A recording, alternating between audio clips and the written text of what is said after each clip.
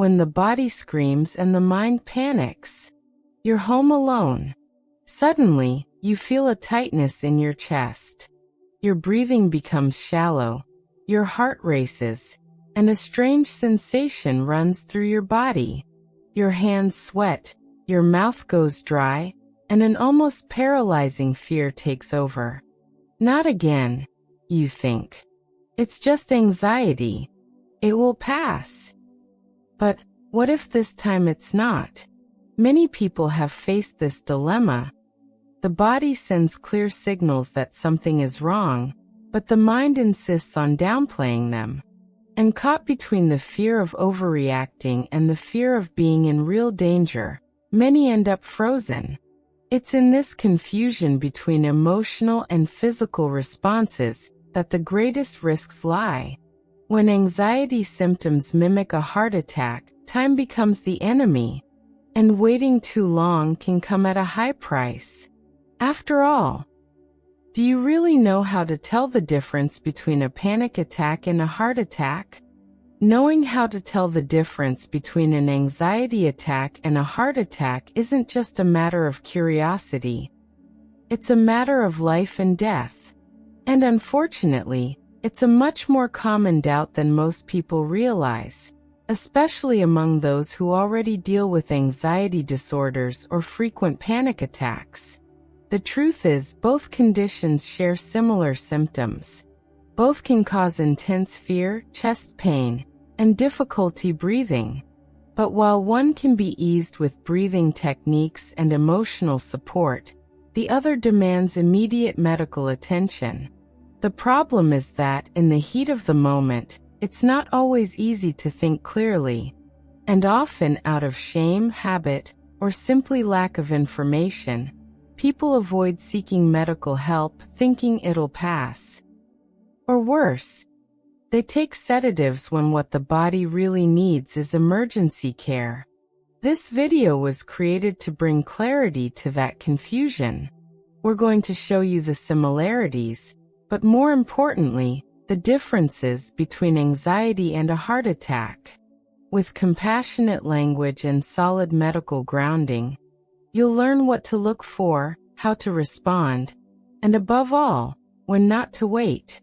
Because in situations like this, time isn't just precious, it's vital. The thin line between the psychological and the physical. Mrs. Chloe was 68 years old and had lived with anxiety since her youth. She knew the feeling well. The tight chest, trembling hands, unsteady breathing. All she had to do was wait a bit, take a deep breath, maybe lie down on the couch with a glass of water. It always passed. But that afternoon it didn't. The pain got worse, radiated to her left arm. The sweating didn't come with panic. It came with something deeper, something stranger. Still, as always, she thought, it's just another episode. When she finally decided to go to the hospital, it was already too late. Stories like Chloe are more common than we might think. People who suffer from anxiety often underestimate the body's signals, assuming it's just another emotional episode. That familiarity with discomfort becomes a trap. The normalization of pain. On the other hand, there are also people who have never experienced a panic attack, and when they feel the symptoms for the first time, they believe they're having a heart attack. They rush to the hospital in a panic, only to be told it was just anxiety. This kind of confusion isn't just unsettling. It has real consequences. When someone is having a heart attack but believes it's an emotional crisis, precious time is lost. And every minute matters. The sooner the help arrives, the greater the chances of recovery, and the lower the risk of permanent damage or death. This overlap between physical and emotional symptoms is one of the greatest challenges in caring for the health of adults and older adults.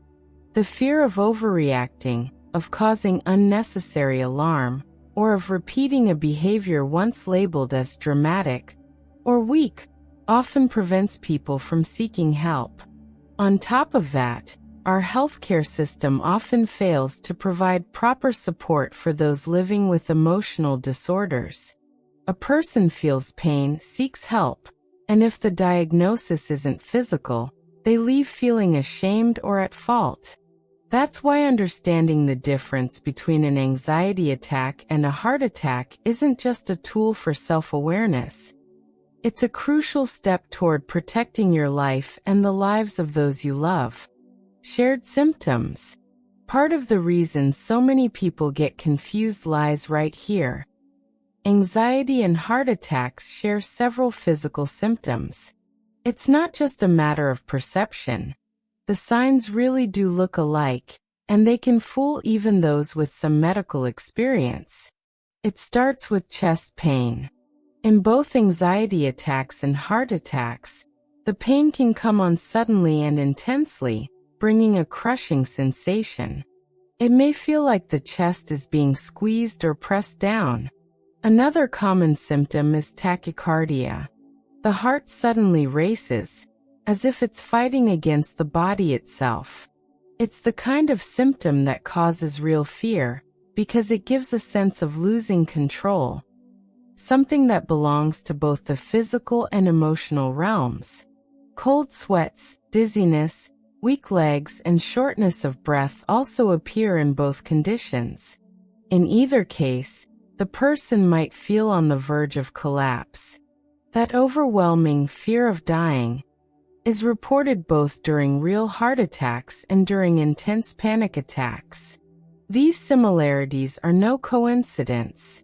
When the human body faces an extreme stress situation, whether emotional or physiological, it activates a set of automatic responses. It's known as survival mode. Adrenaline release, increased heart rate, muscle tension, and dilated pupils. All of this prepares the body to fight or flee. But when this system is triggered in a dysregulated way, as in anxiety disorders, the body experiences a kind of short circuit. Intense symptoms without a clear physical cause. That's why anyone who's had a severe anxiety attack knows how debilitating it can be. And those who have suffered a heart attack describe very similar sensations. That's where the real challenge lies. Knowing that the symptoms overlap is the first step to understanding why so many people hesitate. The next question, and perhaps the most important, is, how do you tell the difference between the two? The differences that can save lives. If anxiety and heart attacks share so many symptoms, how can you tell them apart when everything happens so quickly?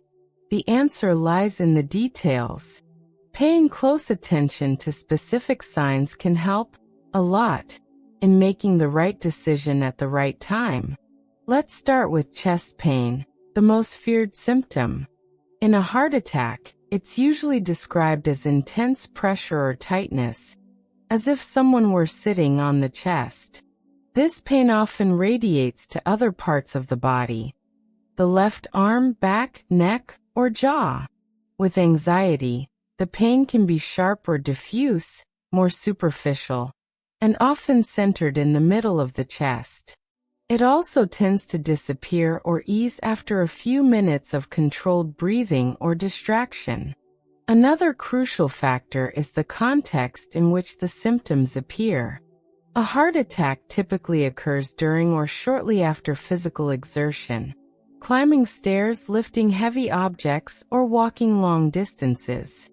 Anxiety attacks, on the other hand, often arise in moments of emotional stress, negative thoughts, or even without any clear trigger, especially in people with a history of panic disorder. The duration of symptoms can also be a clue. A heart attack tends to cause persistent pain that doesn't improve with rest, and may even get worse over time. Anxiety, however, usually comes in waves. The episode starts abruptly, peaks within minutes, and then gradually fades, even without medical intervention. One detail often overlooked is the breathing pattern. During an anxiety attack, it's common to hyperventilate, breathing quickly and shallowly, which leads to dizziness and tingling in the extremities. In a heart attack, shortness of breath is not caused by fast breathing, but by the heart's impaired ability to pump blood properly. It's a deeper sensation of drowning, often accompanied by extreme fatigue, even at rest. Additionally, in heart attacks, it's common for the person to experience nausea, intense paleness, and profuse cold sweats. These symptoms are linked to reduced blood circulation. While anxiety can also cause sweating and discomfort, it rarely leads to sustained nausea or paleness. Here's a practical example. Imagine Carl, 62, who is resting at home. Suddenly, he feels his heart race, a tightness in his chest, and intense fear. He has had anxiety attacks before. He sits down, takes deep breaths, and the symptoms ease after a few minutes. Now imagine Mary, 58, walking to the market. She feels a strong chest pain radiating to her shoulder. She stops, but the pain persists and intensifies. She feels nauseous, breaks into a cold sweat, and is exhausted. Mary should seek emergency help immediately. These nuances make all the difference. While no single sign guarantees a diagnosis, putting the right elements together helps make a safer choice. Remember, when in doubt, it's always best to seek medical attention. Another important point is that anxiety can coexist with heart conditions. This means an anxious person can also suffer a heart attack, and because they're familiar with emotional symptoms, they might delay seeking help, thinking it's just the same as always. That's why we emphasize learning to recognize the details, the context, and how your body responds over time and at rest is a form of self-care. And more than that, it's a way to protect your life. Now let's dive into the subjective experience of anxiety and understand why it can feel so physical, even though it stems from emotional roots. Understanding what happens in the body during an anxiety attack is essential to grasp why it can so convincingly feel like a heart attack. The suffering is real. The physical symptoms are real. And no, it's not just in your head. During a crisis, the brain interprets a situation, sometimes real, sometimes only imagined, as an immediate threat to survival. This triggers the body's alarm system, the well-known fight or flight mode. Your heart races, your breathing speeds up, your muscles tense. All of this happens to prepare you to react quickly, as if you were facing a real danger.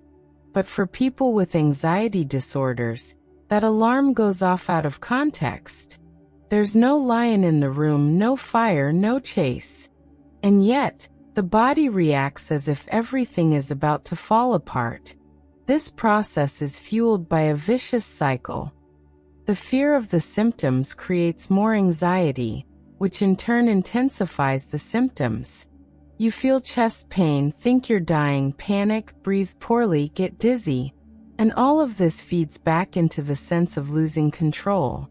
It's exhausting, terrifying, and often misunderstood by those who've never experienced it. During an attack, it's common to lose the ability to think clearly. Thoughts become jumbled, time feels distorted, and even your own bodily signals become hard to interpret. This confusion is what makes it so difficult to know whether it's just anxiety or something more serious.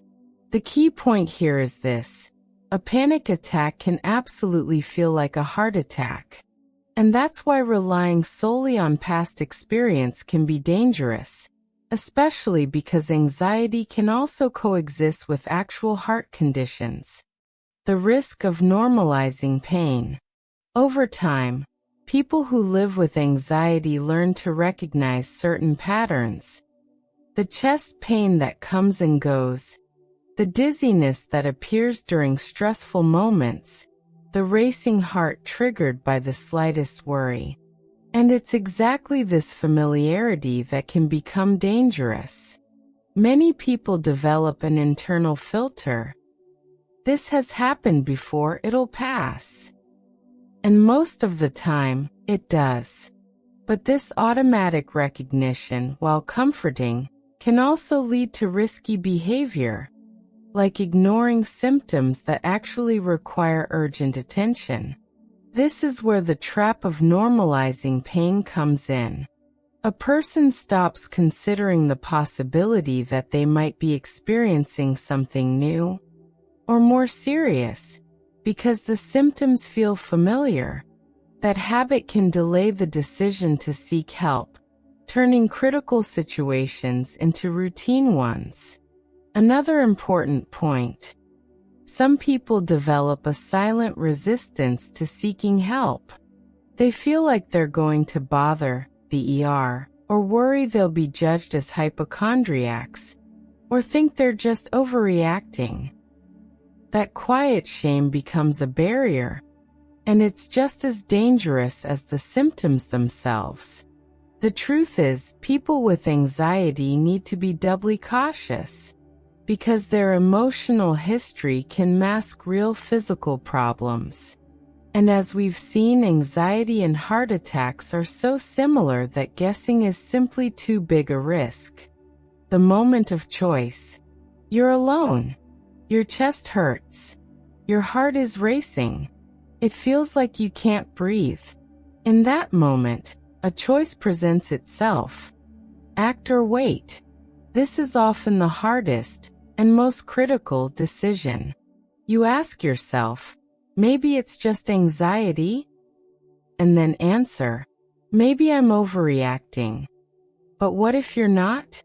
The fear of being wrong, of seeming weak, or of looking foolish leads many people to wait too long. They wait for it to pass. Wait to feel better. Wait to check with someone else. But time, in these moments, isn't just something on the clock. It's the space between life and death. If there's doubt, don't hesitate. Get help. Call someone. Go to the hospital. It's far better to hear a doctor say, "You're okay, it was just a panic attack," than to not hear anything at all. Asking for help is not a sign of weakness. It's a sign of emotional intelligence, self-love, and responsibility. And even if it turns out to be nothing serious, you will have made the wisest possible choice to care for yourself with respect. When in doubt, choose life. The knowledge that saves. At first, anxiety and a heart attack can seem like two sides of the same coin. Similar symptoms, overlapping sensations, fear that paralyzes. But knowing how to tell them apart is a true act of self-love.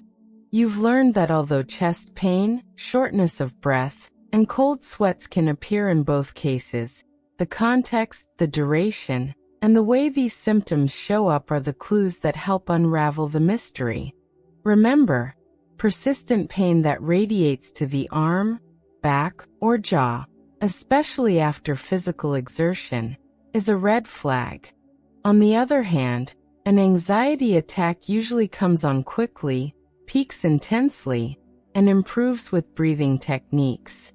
But above all, you've come to understand that no symptom should ever be ignored. Never underestimate your body or assume it's just another episode. Seeking medical help is always the best decision. Not a sign of weakness, but of responsibility and care. Whether you live with anxiety or you're someone trying to care for a loved one, this knowledge is a vital step in preventing tragedy. Your body is speaking to you, and now you know how to listen. Share this life-saving information. Now that you understand the importance of distinguishing between anxiety and heart attack symptoms, why not share this knowledge? So many people live with this doubt and could truly benefit from this information. Share this video with family, friends, and especially with anyone who has a history of anxiety or heart conditions. You could be the reason someone gets help in time. Leave a comment with your experiences, questions, or personal stories. Your participation helps strengthen this support network. And if you'd like to keep learning, subscribe to the channel and turn on notifications. We have more videos to help you take better care of your physical and emotional health. Remember, information saves lives. And taking care of yourself starts with paying attention to your body's signals. Thank you for watching, and see you in the next video.